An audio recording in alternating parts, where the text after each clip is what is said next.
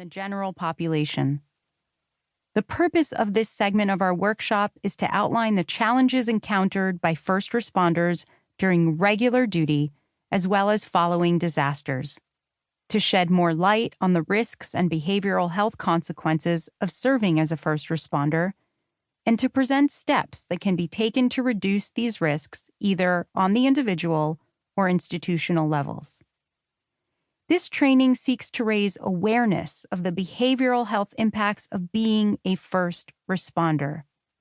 We will explore critical incidents, occupational and personal stressors, and opportunities for positive self-action. One of the things I hope to achieve in our time together is to reduce any stigma that you or your loved one may have of seeking help for any behavioral or mental health issues, and to reconfirm that seeking support is actually a sign of strength, not a sign of weakness. This training has been organized into 5 different parts. In this first segment, we'll address the importance of learning to identify and recognize behavioral health stressors.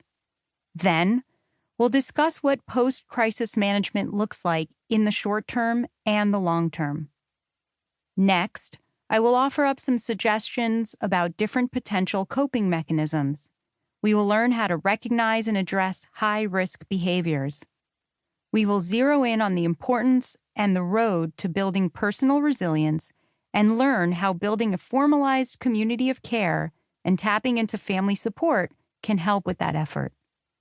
And finally, we will talk about self-care measures and dealing with on-the-job stress. Let's begin now by jumping into the first section, where we will be discussing how to recognize and identify behavioral stressors. Our goal in this section will be to help connect the dots between job-related stress and behavioral health. I'll provide you with the tools to help you identify and understand what occupational stressors are and why they are important. I'll explain the physiological effects that stress can have on the body and teach you how to recognize when you may have experienced a critical or a traumatic incident. It's also important for us to define and debunk some myths around terms like anxiety, depression, post-traumatic stress disorder, and suicidal ideation. Chronic exposure to high-stress incidents increases the risk of developing each one of these undesired outcomes. Overwhelmingly, when I ask a first responder why they entered the field of public safety, their response indicates that they had or still have a strong desire to help others.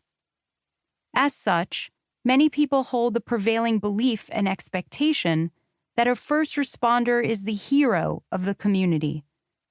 Basically, this means that first responders are viewed as brave men and women who will selflessly risk their lives to save others. Then, the expectation from the general public is that first responders must protect the community at all times, which would require them to work irregular hours and sacrifice their own time with their families. Ultimately, what happens is that first responders themselves begin to hold the belief that sleep deprivation and physical exhaustion are just part of the job. This view is also held by the general public about first responders, meaning that it is almost an expectation that physical and mental exhaustion are considered normal and accepted parts of the job.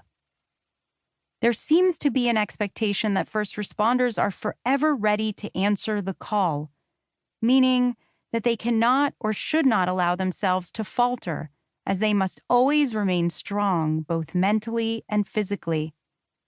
To me, that sounds like the description of a fictional superhero, not a normal person who has to juggle personal and professional stressors and make the time to refill their energy levels so they can continue to expend their energy on others.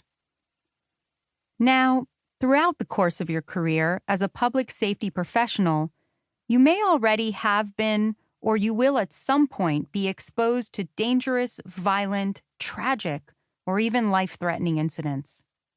You will respond to tragic events